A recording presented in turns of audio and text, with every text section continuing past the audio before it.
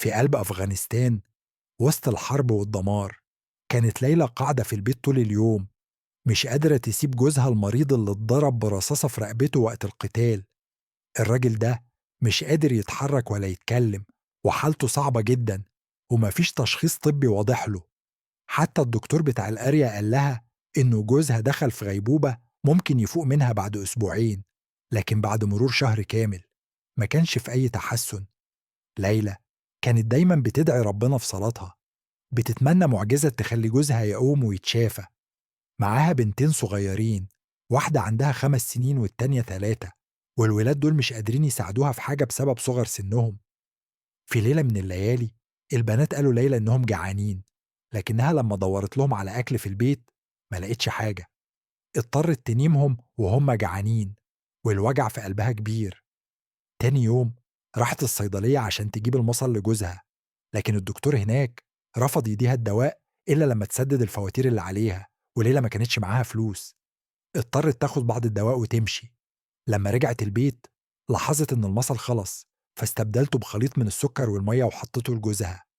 مع إنها كانت محتاجة مساعدة، قررت تروح لخالتها تطلب منها دعم، لكنها لما وصلت بيت خالتها عرفت من الجيران إن خالتها مش موجودة لأنها عزلت من البيت من فترة.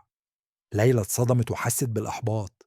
رجعت للبيت وبدأت تلوم جوزها، وقالت له إن ما كانش لازم يطلع من البيت يوم الحادث. كانت عارفة إن الرصاصة ما جاتش من الحرب، لكن جوزها اتخانق مع راجل شتم أمه بألفاظ خارجة، والراجل ده اللي ضربه. ليلى كمان حكت له عن وجعها من تخلي إخوته وأمه عنه في الظروف دي، وإنه ما كانش لازم يتحمل كل ده لو كان قضى الوقت في البيت. في اليوم اللي بعده وأثناء غياب ليلى، بناتها دخلوا أوضة أبوهم وسحبوا المصل من جسمه. الراجل اتألم كتير، لكن لحسن الحظ ليلى وصلت في الوقت المناسب ورجعت المصل له تاني.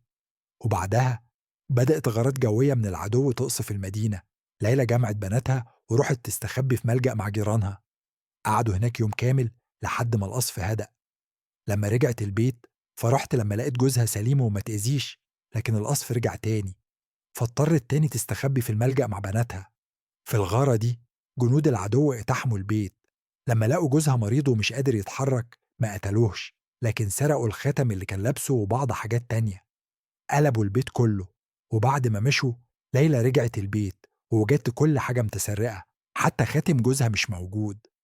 ولما بصت بره شافت جثتين من جيرانها وطفلة صغيرة مقتولين بطريقة وحشية، وخافت ورجعت البيت بسرعة.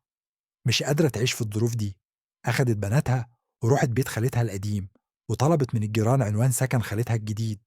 لما وصلت خالتها رحبت بيها ووافقت إنها تقعد معاها. خالتها حكت لها عن معاناتها، وقالت لها إنها اضطرت تقتل جوز أمها علشان تحمي إخواتها منه لأنه كان راجل مش كويس. دلوقتي هي عايشة لوحدها بعيد عن المجتمع. ليلى حست بالذنب لأنها سابت جوزها في الحالة دي، وقررت ترجع البيت. رجعت وقعدت جنب جوزها وطلعت كل الكلام المكبوت جواها. قالت له رغم إنهم متجوزين 10 سنين عمرها ما حست بالسعادة معاه. حتى في يوم جوازهم ما كانش موجود جنبه لأنه كان في الحرب واضطرت تقعد جنب صورته. ذكرت له معاناتها مع غيابه، سوء معاملة أسرته ليها، وطفولتها الصعبة مع أبوها اللي كان بيحب طيور السمان أكتر منها. في لحظة ضعف شالت المصل من جسمه وأخذت نفسها ومشيت من البيت. رجعت لخالتها وحكت لها اللي حصل، وخالتها قالت لها إن جوزها ده هو حجر صبرها، وإنها لما حكت له اللي جواها رمت كل آلامها وأحزانها عليه. ليلى فهمت ليه حست بالراحة بعد الكلام ده، وركضت على بيتها بسرعة ورجعت المصل لجوزها وغسلته وقبلته على جبهته. مرت الأيام وليلى بقت تتكلم معاه بلطف من غير غضب، لأنها اقتنعت إن الكلام معاه بيطلع الكبت اللي جواها، وده علاج ليها.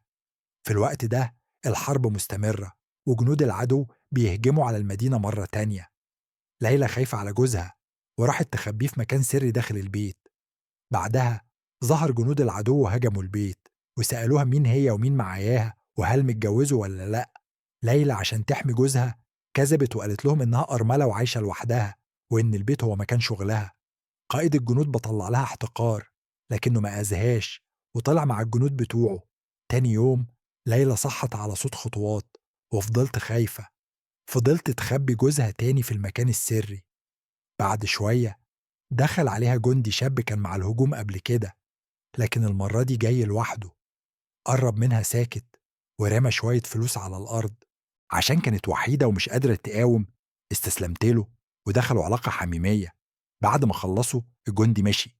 ليلى راحت تاخد دش، وبعدها جمعت الفلوس اللي سابها، استخدمتها تشتري مصل لجوزها وأكل لبناتها. تاني يوم الجندي رجع وداها فلوس أكتر واستغل حاجتها، ودخلوا علاقة تانية. بعدها ليلى قعدت جنب جوزها وحكت له عن اللي حصل بينها وبين الجندي، وكانت متأكدة إنه مش قادر يسمعها أو يرد. قالت له إن الجندي بيراضيها أكتر من جوزها لما كان سليم، لكن وهي بتتكلم حست بالخطر والعار، وراحت صلت وطلبت من ربنا السماح. تاني يوم لما خرجت لاحظت إن باب بيتهم اللي كان مكسور اتصلح وبقى جديد. أول حاجة جت في دماغها إن الجندي هو اللي صلحه.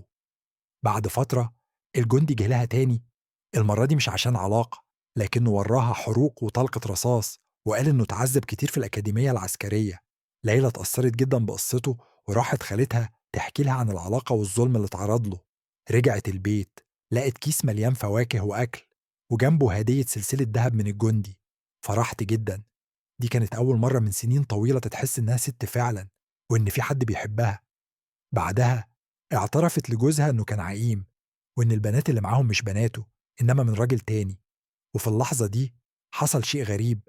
جوزها بدأ يتفاعل مع الكلام، جسمه اتحرك كأنه فاق من الغيبوبة. وفجأة هاجم ليلى وحاول يخنقها. بدأ بينهم صراع شديد. في لحظة غضب ليلى مسكت سكينة كانت جنبها وطعنته لحد ما مات. في اللحظة دي الجندي الشاب جه وشاف المشهد.